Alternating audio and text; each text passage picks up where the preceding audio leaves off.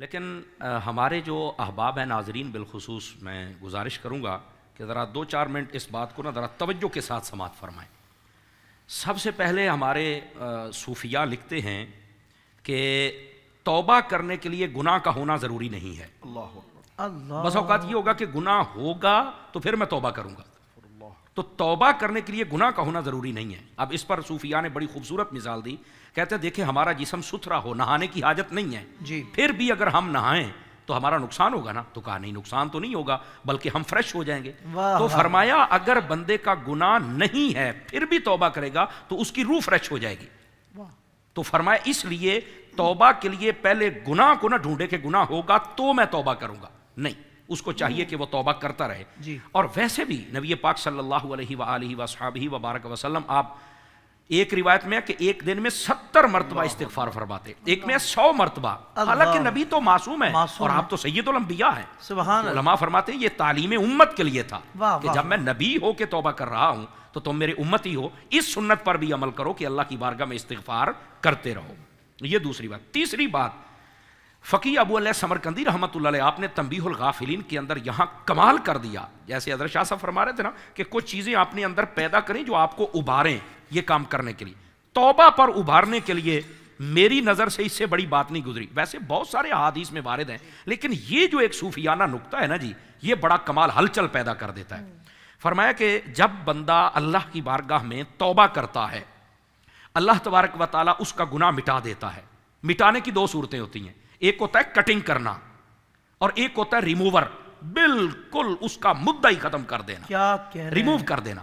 تو فرمایا کہ جب اللہ رب العزت کی بارگاہ میں کوئی سچی توبہ کرتا ہے تو اللہ تعالیٰ صرف فرشتے کے ذریعے، وہ کٹنگ والا معاملہ نہیں ہوتا، معافی کا قلم پھیر دیتا ہے، بالکل وہ ختم ہو جاتا ہے۔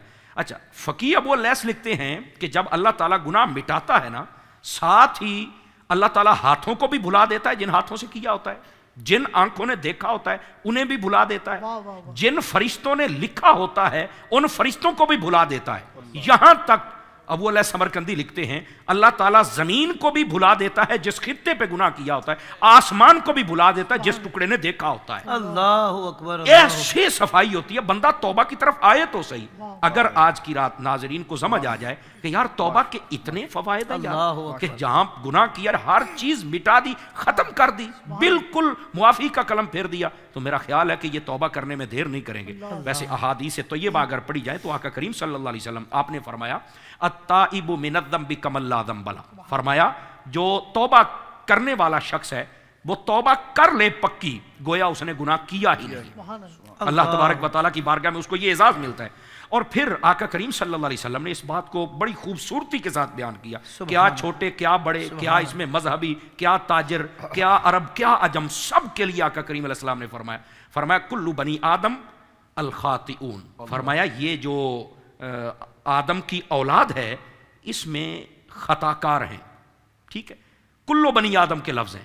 فرمایا وَخَيْرُ الْخَاطِئِينَ التَّوَّابُونَ، فرمایا بہترین خطا کار وہ ہیں۔ اب یہ بہترین خطا کار بھی کو ہوتا ہے بلا، بہترین خطا کار وہ جو توبہ کر لیتا ہے، تو اس کا مطلب یہ جس کو توبہ کی توفیق مل جائے اس کی خطائیں بھی بہترین۔ آپ کہیں یار مولانا خطائیں کیسے بہترین ہیں؟ قرآن مجید پڑھیے، فرمایا اِلَّا مَن تَابَ وَآمَنَ وَعَمِلَ صَالِحًا فَأُولَٰئِكَ يُبَدِّلُ اللَّهُ سَيِّئَاتِهِمْ حَسَنَاتٍ، فرمایا کہ جب بندہ توبہ کر لیتا ہے سچی اپنے گناہوں سے، اللہ تبارک و تعالیٰ اپنی رحمت کاملہ سے اس کے گناہوں کو بھی نیکیوں میں تبدیل فرما دیتا ہے، اللہ اکبر، گناہوں کو بھی نیکیوں میں تبدیل کر دیتا ہے۔ تو بہترین گناہ گار تو ہوا، اتنے گناہ تھے، توبہ کی تو اللہ تبارک و تعالیٰ نے بخشش و مغفرت فرما دی۔ تو یہ اس رات میں اگر یہ توفیق مل جائے تو کیا بات ہے، آقا کریم صلی اللہ علیہ وسلم نے آپ نے تو سارے پہلو ہی کھول دیے، بلکہ یہاں تک یہ امام غزالی رحمۃ اللہ تعالی آپ نے لکھا ہے، آپ فرماتے ہیں کہ قیامت والے دن اللہ تعالیٰ اپنی رحمت کو ایسے وسیع فرمائے گا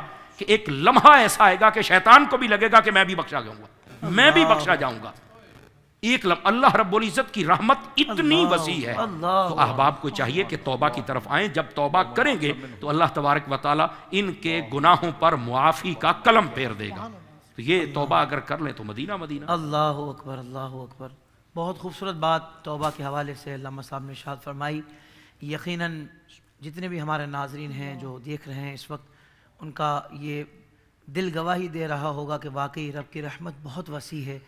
ہم بھی اپنے گناہوں پر شرمندہ ہو کر، توبہ نام ہی ندامت کا ہے اللہ کہ نادم ہو جانا اپنے گناہوں پر اور اللہ کی بارگاہ میں بس سرنڈر کر جانا کہ مولا بس تو معاف کر دے، مولا میں کچھ بھی نہیں ہوں اللہ کی بارگاہ میں، کہ تو وحدہ لا شریک ہے اور تو بہت مہربان نہایت رحم فرمانے والا ہے۔ اللہ کی بارگاہ میں پوری عاجزی کے ساتھ اور پوری یقین کے ساتھ جب بندہ دعا مانگتا ہے تو یقیناً کرم ہوتا ہے۔ جب علماء سے ہم نے سنا کہ جس بندے کو دعا مانگنا نہ آتی ہو کس طرح مانگے اور ساری دعائیں اس میں آ جائیں، تو ہم نے سنا کہ امام عشق و محبت سید اعلیٰ حضرت کی کہی ہوئی وہ مناجات کہ جس میں دنیا اور آخرت کے لیے ساری دعائیں اکثر دعائیں کی گئی ہیں، تو آئیے اس مناجات کا ورد کرتے ہیں انشاءاللہ۔ اللہ تعالی ہماری اس رات میں، اس مبارک رات میں ان دعاؤں کو قبول فرمائے اور ہماری دنیا و آخرت دونوں کو روشن فرمائے، عافیت سلامتی و بھلائی عطا فرمائے۔ اگر اجازت دے تو ایک جملہ میں عرض کر دوں۔ ارشاد۔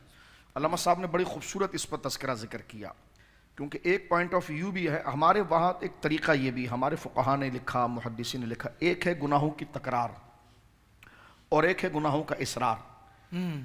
صوفیہ بڑی پیاری بات کرتے ہیں، وہ فرماتے ہیں کہ دیکھیں خطا ہو جانا یہ انسان کی خصلت ہے اور خطا پر ڈٹ جانا یہ شیطان کی خصلت ہے۔ اللہ اکبر۔ انسان جب تک انسان رہے گا خدا بخش دے گا، لیکن جب وہ شیطان کے راستے پر چلے گا تو پھر اس کے لیے مغفرت نہیں ہے۔ بہت پیاری کب تک توبہ قبول ہو سکتی ہے؟ تو قرآن مجید میں آیا کہ وقت غرغرہ، جی ایک جو حالت الیاذ باللہ کفر میں گیا وہ نہیں بخشا جائے گا، ایک وقت غرغرہ یعنی نزا کا وقت ہو جس میں آواز اکھڑتی ہے اور ایک خر خر کی آواز آتی ہے، اس وقت اگر بندہ کہے کہ اب میں توبہ کر رہا ہوں، اس کی توبہ قبول نہیں ہوگی۔ اس سے پہلے وہ اپنی زندگی میں جتنا توبہ کرے اللہ رب العالمین اسی طرح قبول فرمائے گا جس طرح علامہ صاحب قبلہ مدد ذلہ نے بڑی وسعت کے ساتھ اور بڑے ایمان افروز بیان فرمایا، بالکل وہی رحمت الہی ہے۔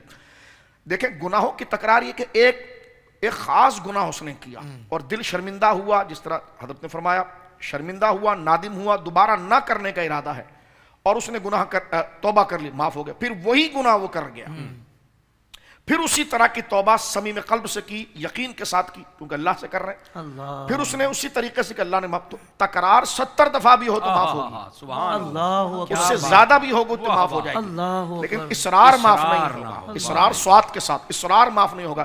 اصرار کا معنی ہے یار بعد میں کر لوں گا نا، صغیرہ گناہ ہے نا، کوئی کبیرہ تو نہیں ہے بھائی، کراہت تنزیہ ہو گئی نا، یعنی اس گناہ کو، یعنی کچھ نہ سمجھنا۔ کراہت تنزیہی گناہ نہیں ہے، لیکن ایسا گناہ جو گناہ صغیرہ بنتا ہو، کہتے ہیں کہ چھوٹا گناہ ہے نا تو بعد میں کر لیں گے، تو پھر سوال ہوا کہ صغیرہ کبیرہ کب بنتا ہے کہ جب 10-12 صغیرہ ملتے ہیں تو کبیرہ بنتا ہے؟ فرمایا نہیں، صغیرہ کو ہلکا سمجھنا اس کو کبیرہ بنا دیتا ہے۔ اللہ اکبر، اللہ اکبر۔ صغیرہ کو، اور کبیرہ وہ گناہ ہوتے ہیں جس میں جہنم کی وعیدیں موجود ہیں، تو لہٰذا کوئی گناہ صغیرہ نہیں ہوتا اس حوالے سے کہ بندہ اس پر اصرار کر جائے۔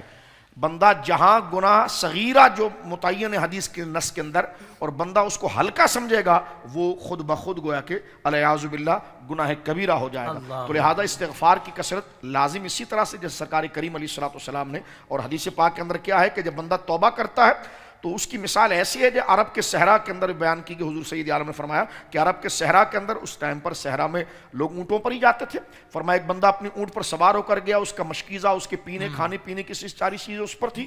سرکاری اس واقعے کے ضمن میں اس بات کو سمجھاتے ہیں اور میں بات کو سمیٹتا ہوں کہ وہ درخت کے نیچے سو گیا، جب آنکھ اس نے کھولی تو دیکھا تو اس کی سواری غائب ہو گئی۔ اب دھوپ ہے اور دور دور تک صحرا ہے، نہ اس کو انسان نظر آتا ہے نہ سبزہ نظر آتا ہے، وہ ادھر بھاگتا ہے ادھر بھاگتا ہے ادھر بھاگتا ہے، جب تھک جاتا ہے کہ اب تو نہ مجھے پانی ملے گا نہ میری سواری ملے گی، اب اس کا حلق خشک ہو جاتا ہے، مرنے کے قریب ہو جاتا ہے۔ سرکار کریم فرماتا اس وقت وہ موت کا انتظار کر رہا ہو، آنکھ بند کر کے ابھی میرا کلیجہ پھٹ جائے گا اور میں گویا کہ میرا دماغ جو اس گرمی نے چوس لیا ہے اب میرے پر موت طاری ہوگی، اتنے میں اس کو اپنی سواری کی آواز آتی ہے اور وہ آنکھ کھول کر دیکھتا ہے تو سواری اس کے سامنے موجود ہوتی ہے اور ٹھنڈا شربت اس کے پاس موجود ہوتا ہے۔ تو فرمایا بتا اس وقت اس بندے پر کیا گزر رہی ہوگی اپنی ملنے والی اس زندگی کی خوشی میں، کہا حضور اس کو تو ہم بیان نہیں کر سکتے۔ فرمایا اس سے زیادہ رب خوش ہوتا ہے